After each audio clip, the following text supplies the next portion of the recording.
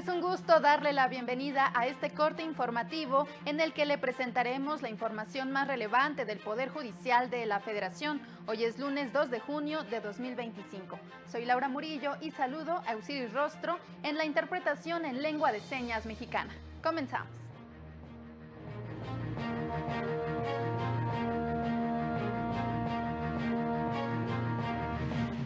En la elección judicial participaron entre el 12 y 13% de las y los ciudadanos con derecho a votar. Cómputos de la elección de integrantes de la Suprema Corte superan el 50%. La primera sala estableció que en conflictos entre consumidores y aseguradoras, el juzgador debe revisar si se actuó de manera deliberada para afectar al cliente. El Consejo de la Judicatura ajustó su normatividad interna a las nuevas disposiciones en materia de transparencia y acceso a la información. Le informamos que a las 8 de la noche de este domingo, el Consejo General del INE se instaló en sesión permanente para llevar a cabo los cómputos oficiales de la elección judicial. Cómputos que iniciaron con la elección de integrantes de la Suprema Corte. Posteriormente se realizará el conteo de votos de la elección de magistraturas del Tribunal de Disciplina Judicial. Enseguida, la de magistraturas de la Sala Superior y magistraturas de las salas regionales del Tribunal Electoral, seguida de las magistraturas de circuito y finalmente la de personas juzgadoras de distrito. En el caso de la elección de aspirantes a ministras y ministros de la Suprema Corte, hasta el momento se ha computado el 67.36% de las actas, que equivalen a 56.768. La participación ciudadana hasta el momento es del 11.52%. Y bueno, también le informamos que el día de ayer en México, por primera vez hubo elecciones para definir distintos cargos del Poder Judicial y Juan Carlos nos cuenta cómo se vivió este acontecimiento desde el Instituto Nacional Electoral. Con la ceremonia de izamiento y honores a la bandera, el INE dio inicio al proceso electoral extraordinario del Poder Judicial de la Federación, en el que estaban en juego 881 cargos en total. Hoy no solo elegimos personas, elegiremos el tipo de justicia que queremos para nuestro país. Cada boleta depositada en las urnas es un acto de confianza en que nuestras instituciones pueden y deben servir mejor a la ciudadanía. A las 8 de la mañana, el Consejo General del INE comenzó la sesión extraordinaria para dar seguimiento a la jornada electoral. Las consejeras y consejeros emitieron su posicionamiento en torno a esta elección inédita. A los tres poderes de la Unión es un llamado a tomar con más seriedad la implementación de reformas al Estado mexicano, estemos o no de acuerdo con ellas. Modificar la estructura constitucional de pesos y contrapesos del país e implementar esas modificaciones no puede tomarse a la ligera, desoyendo la opinión experta de quienes estarán a cargo de hacerlo. A las 11:30 de la mañana, la consejera presidenta del INE emitió un mensaje en cadena nacional para informar sobre la apertura de las cerca de 84,000 casillas seccionales en todo el país. De acuerdo con el sistema de información de la jornada electoral, hasta este momento se han instalado 79.931 casillas en todo el país, lo que representa el 95.18% del total previsto. La jornada se desarrolla de manera ordenada, con incidentes menores que han sido atendidos de forma oportuna. 3 horas y media después, se reanudó la sesión extraordinaria en la que el consejero Jorge Montaño presentó un informe final sobre la instalación de casillas. Con corte a las 14 horas, ya se confirma la instalación de 83.848 casillas seccionales, de un total de 83.974 aprobadas por los consejos distritales, lo que representa un 99.9% del total. Asimismo, se está ya reportando que 16 casillas no fueron instaladas, lo cual equivale a un 0.191%.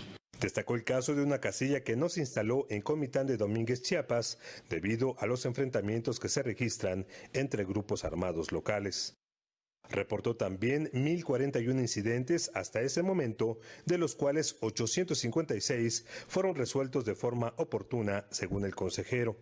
Después del cierre de casillas, la secretaria ejecutiva del INE, Arlette Espino, presentó un informe sobre los incidentes que se registraron durante la jornada electoral.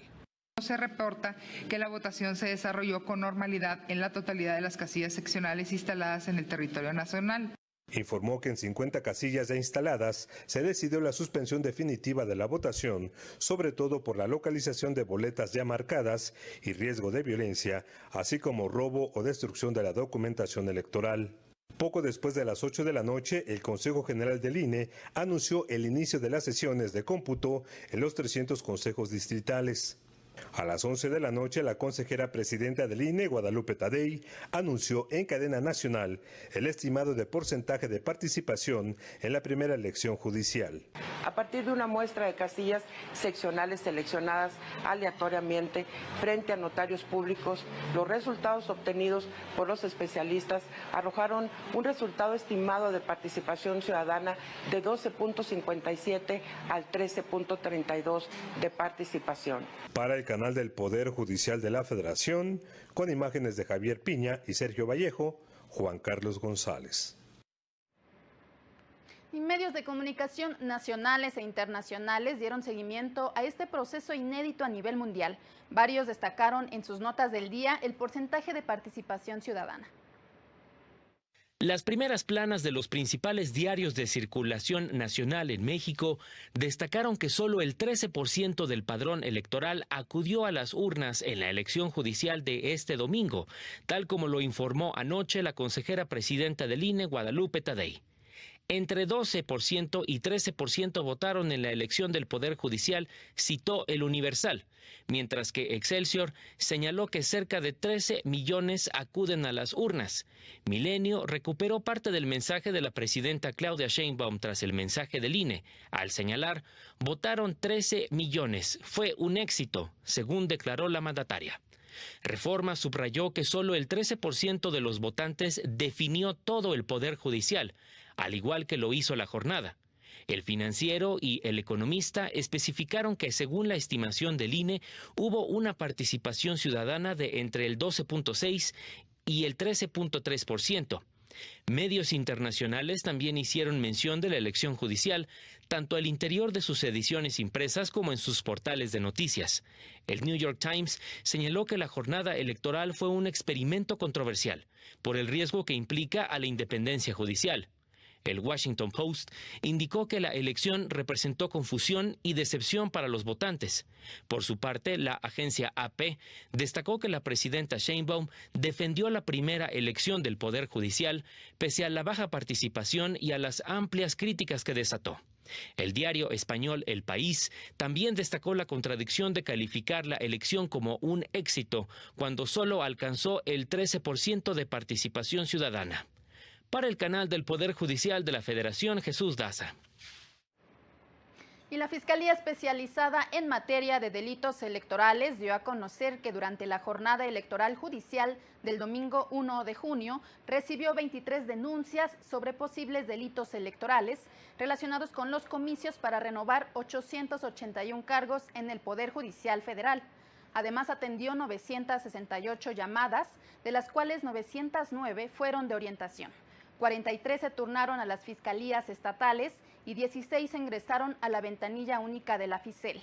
Indicó que las denuncias ingresadas, así como las turnadas por el INE y fiscalías estatales, son investigadas por ministerios públicos especializados en la Ley General en materia de delitos electorales.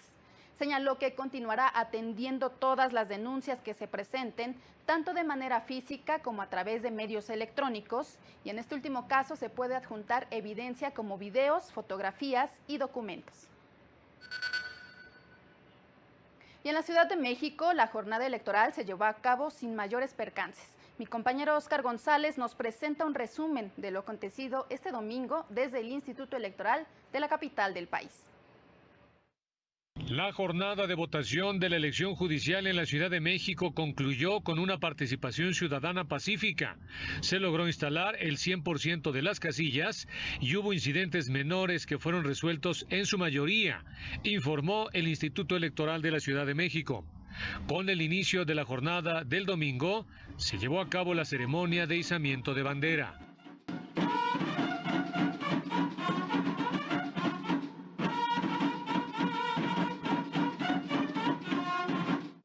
En entrevista, la presidenta del Consejo del Instituto Electoral de la Ciudad de México, Patricia Avendaño Durán, exhortaba a la participación. No es una buena idea dejar de participar porque es importante tomar parte de estas decisiones tan trascendentales para nuestro país y en este caso para la Ciudad de México. Posteriormente, el Consejo Electoral se declaró en sesión permanente. Con el transcurso de la jornada, en diversos reportes se dio cuenta de un total de 98 incidentes, de los cuales 87 fueron resueltos. La mayoría de ellos, aseguraron, relacionados con cambio de lugar de casilla, propaganda electoral en el interior o exterior de casillas, promoción del voto y personas ajenas a las casillas seccionales. En donde se señaló que se encontraban aproximadamente 20 personas a bordo de un automóvil que estaban entregando propaganda de connotación electoral. La oficial electoral asistió y las personas eventualmente se dispersaron. También personal de la Secretaría de Seguridad Ciudadana asiste al punto sin corroborar que efectivamente se concretara tal actividad. No observamos, desde mi punto de vista, así lo considero, ningún incidente de gravedad, algunos que necesariamente tendrán que ser corroborados por las autoridades competentes si es que efectivamente ha existido. Como parte del proceso, las autoridades electorales denunciaron que, derivado del uso de los llamados acordeones en días pasados, presentaron 2 denuncias ante la Fiscalía Local. Al final, y tras el cierre de las casillas, el ISM indicó que fueron integrados los paquetes electorales para ser trasladados a cada una de las 33 direcciones distritales del Instituto Electoral de la Ciudad de México e iniciar con ello los cómputos respectivos. Para el canal del Poder Judicial de la Federación, Óscar González.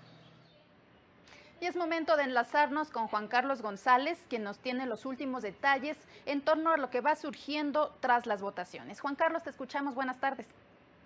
Hola, ¿qué tal? Así es, aquí estamos en el edificio sede del Instituto Nacional Electoral, donde continúan los cómputos distritales para la elección del Poder Judicial de la Federación. Primero se están contando los votos de la elección para ministras y ministros de la Suprema Corte. De acuerdo con el calendario del INE, el conteo terminaría mañana martes, pero los resultados pueden ser antes. Por lo pronto, aquí en el INE, después de la jornada electoral, se aceleraron los trabajos para fiscalizar las candidaturas que participaron en esta elección judicial, tanto a nivel federal como en los 19 estados en los que hubo elecciones concurrentes para juzgadores locales. La consejera Carla Humphrey informó en conferencia de prensa que fiscalizarán en total 7,777 candidaturas. Escuchemos. ¿Cuáles pueden ser las sanciones a las que pueden ser sujetas las personas candidatas? Pues puede haber distintas sanciones, desde amonestación, multas, pero también la cancelación de la candidatura. Y aquí pues son candidatas y candidatos, quizá ganadores, pero pues también en materia de fiscalización tienen que garantizar el cumplimiento de todas las reglas para el ingreso e egreso de los recursos. La consejera comentó que hasta el momento han recibido 98 quejas relacionadas con la fiscalización de las candidaturas, de las cuales hay varias relacionadas con la repartición de acordeones. Dijo que investigarán de dónde provinieron los recursos para la producción de estos materiales ilegales y si hay candidaturas involucradas, podrían ser sancionadas hasta con la pérdida del registro. Escuchemos. Si de las investigaciones se deriva que esos egresos correspondan a una candidatura, se procederá a sumarlos a sus topes de gastos de campaña y si lo rebasa, pues claramente tendrá la sanción correspondiente. Esas son como las vías que se están indagando. Hay quejas de estos acordeones. Es la información que tenemos desde el Instituto Nacional Electoral. Muchas gracias, Juan Carlos. Agradezco tu reporte y en este momento hacemos una pausa y le invitamos a que permanezca en este corte informativo.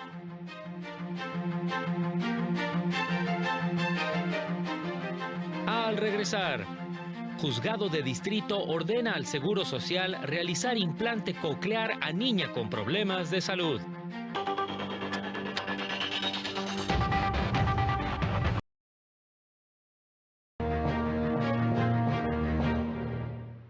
Agradecemos que continúe con nosotros. En conflictos relacionados con el pago de costas entre aseguradora y cliente, el órgano jurisdiccional debe revisar si en la conducta de la empresa existe intención de perjudicar al cliente. La primera sala de la Corte estableció que en los conflictos relacionados con el pago de costas entre aseguradora y consumidor, y cuando se plantea que la aseguradora actuó con temeridad y mala fe en juicios mercantiles, el órgano jurisdiccional debe revisar si en la conducta de la aseguradora existió intención deliberada de perjudicar al cliente. Con este fin, deberá analizar las razones por las cuales se ha negado a indemnizar al cliente y si dichas razones se sustentan en las cláusulas pactadas y la legislación aplicable, o si, por el contrario, son resultado de apreciaciones arbitrarias o de la manipulación de información con que cuenta.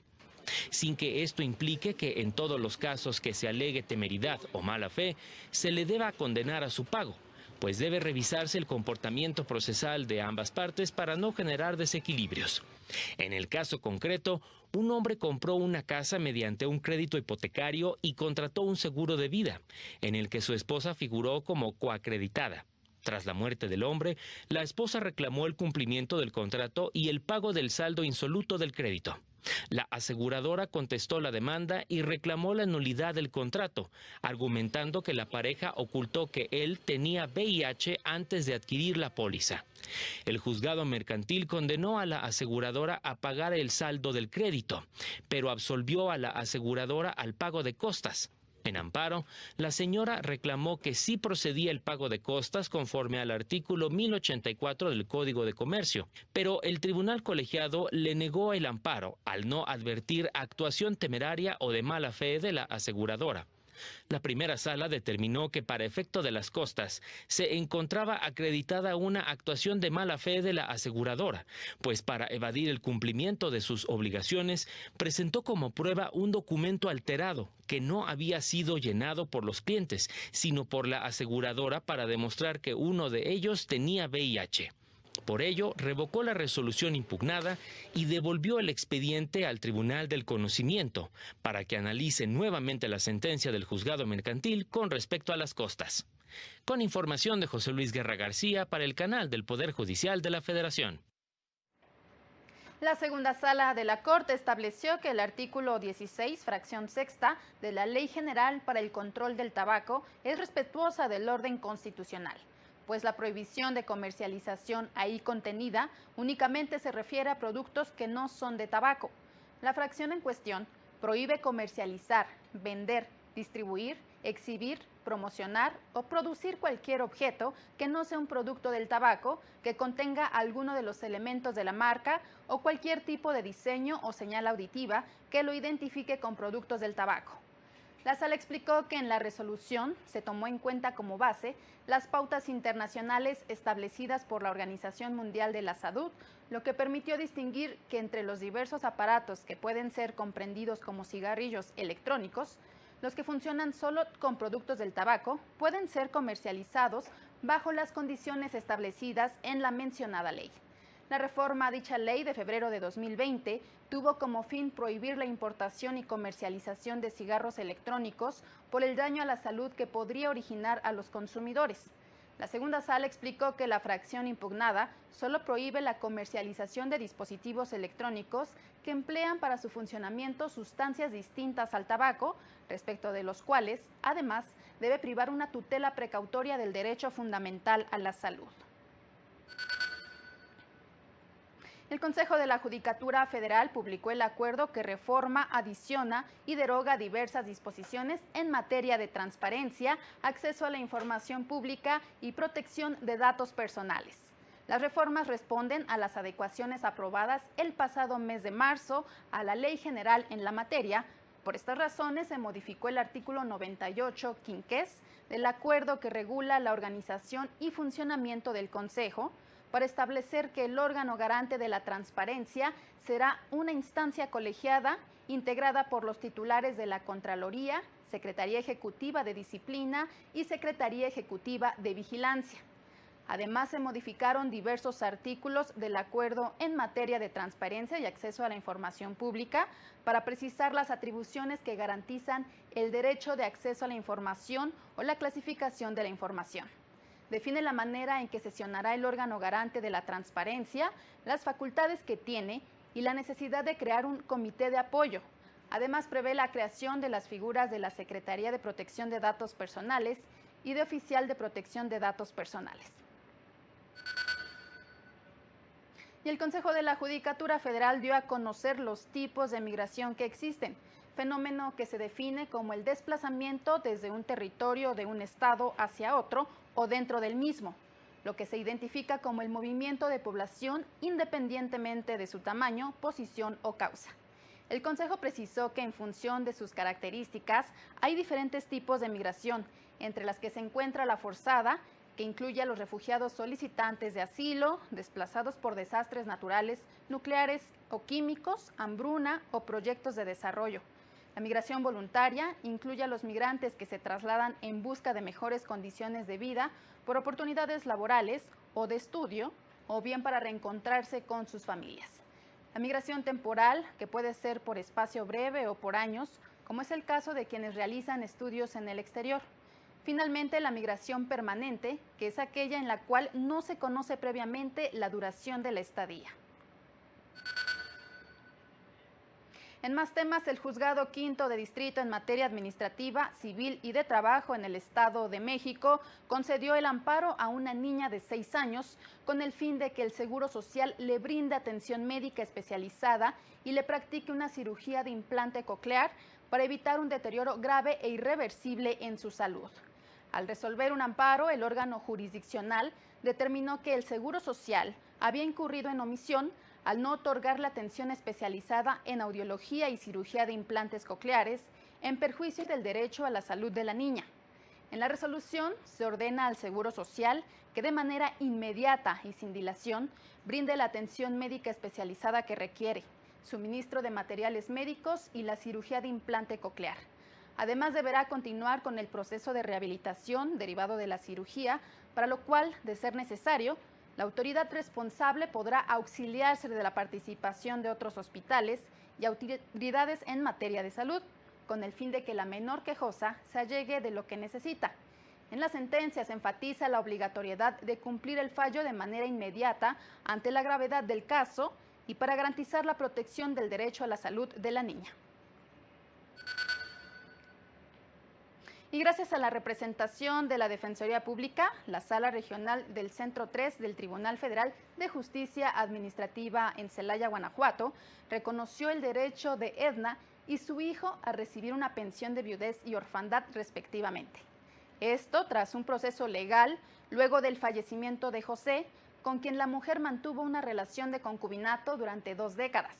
Es parte de lo que destaca la Defensoría Pública en la nueva entrega de su boletín, Así Defendemos, en el que también podrá encontrar lo que se vivió durante el Observatorio Ciudadano de Derechos de Personas con Discapacidad, donde organizaciones de la sociedad civil escucharon los casos más recientes que la Defensoría Pública ha ganado en diversas instancias a favor del reconocimiento y acceso a derechos de este sector de la población. Asimismo, podrá conocer a las personas defensoras ganadoras de las medallas Ponciano Arriaga e Irma Campos Madrigal en reconocimiento a sus méritos, calificaciones y trayectoria. También incluye una guía de primeros auxilios psicológicos en contextos de encierro, construida para, con y desde mujeres privadas de la libertad, información sobre cultura, derechos humanos y más.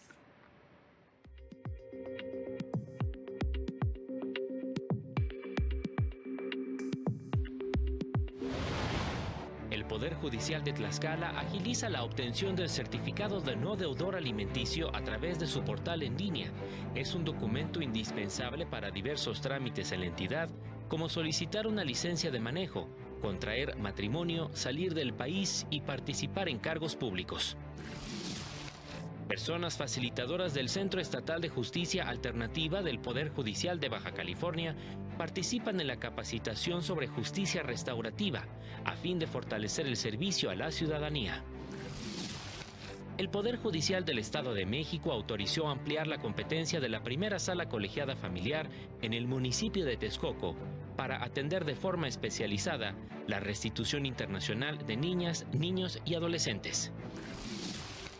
Personal del Poder Judicial de Querétaro se trasladó al municipio de Pinal de Amoles para brindar orientación jurídica e información sobre los trámites y procedimientos que ofrece, garantizando el acceso equitativo a la información y los servicios legales.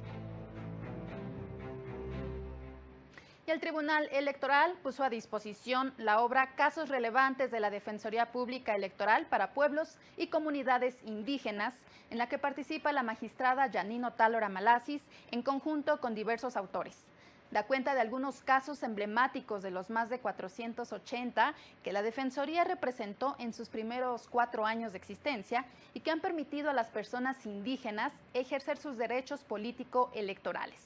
Destacan asuntos relacionados con la perspectiva intercultural, el derecho a ejercer y administrar los recursos públicos, el derecho a la libre determinación, así como el derecho al voto de las personas desplazadas y de las personas privadas de su libertad.